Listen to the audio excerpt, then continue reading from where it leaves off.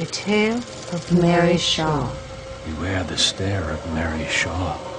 She had no children, only dolls. And if you see her in your dreams, be sure you never, ever scream. If she finds you, remember this. There's only one thing that can save you. Silence. Shh. Ladies and gentlemen, prepare to be astounded. Prepare to be amazed. Witness Mary Shaw give life to the boy made of wood. The Tale of Mary Shaw is really a story that we just cooked up. We wanted to make an old-fashioned ghost story, but playing with the theme of ventriloquism.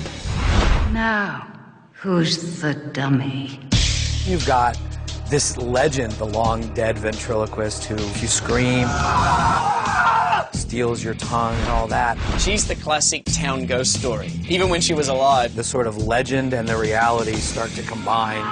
Oh, she's really a wonderful, mysterious lady. She grew up without any friends or anyone around her, and her children and her friends were her dolls.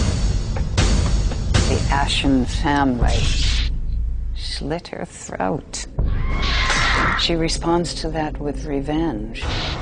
As with all good ghost stories, after Mary Shaw is killed, she actually comes back from the grave. to exact her revenges by using human bodies. It's creepy.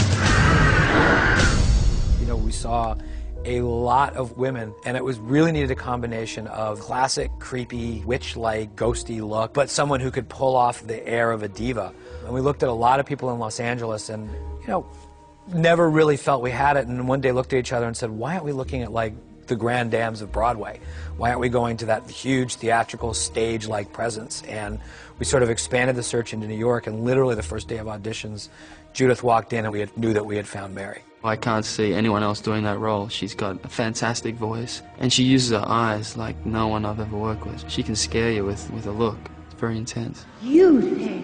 Could you check under your seat for me? This scene, it'll freak people out. And there's nothing going on. It's just a dummy and a crowd of people with young Henry.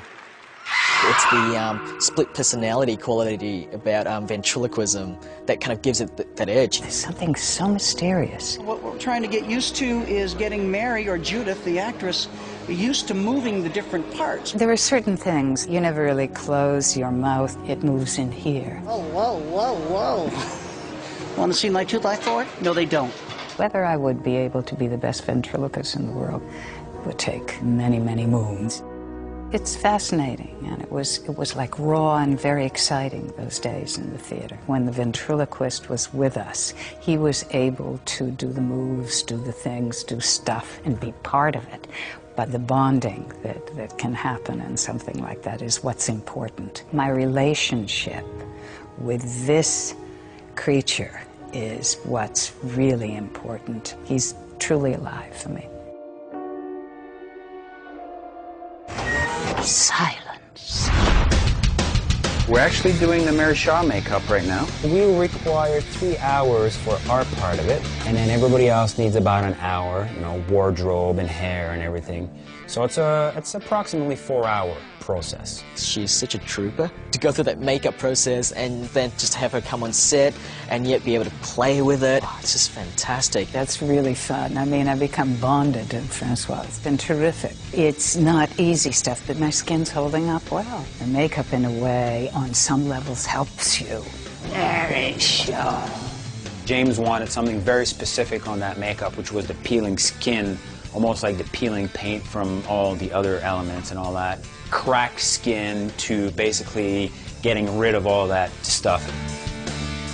And then when I come back after the curlers go in to see what gets painted and how that really brings it alive, the different stages are really fascinating. Very few people, actors, probably get a chance ever to do anything like this.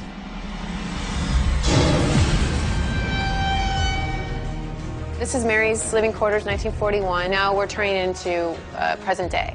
So basically, we need to stress it for up to 60 years. Window treatments, I want them ripped up, holes in them, and then some of them pulled actually off. Maybe there's a bunch of debris in the tub, leaves, and all that kind of stuff. As soon as they cobweb all this, it'll look almost, it's like entombing her living quarters and her life On this set, James wanted to do this illusion wall effect, and in order to do it properly, we had to use vertical wallpaper. If you look at this wall straight on, the stripes create an illusion that it's one solid wall, but in fact, if you shift to the right or to the left, there's a gap back here for the discovery of the doll room. So this is like her makeup table where she would prepare her makeup every night. So we wanted just elements of her childhood, elements of each show she's performed in. This mirror is going to become an element to reflect the dead Mary in the chair over there. Action! The Mary Shaw character, she is a wonderful woman, but absolutely terrifying. Her coming out of the darkness at you is something that's kept me awake at night. Mary Shaw must have felt that extreme pain in silence. That's why everybody else is going to have to be punished that way.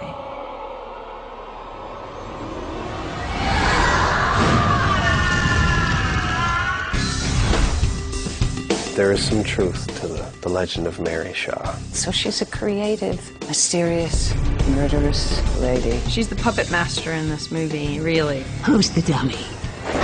Something's not right, everything's odd, you know something bad's gonna happen. The Haunter is still the star of the show, and we wanted to optimize those scares as much as we can.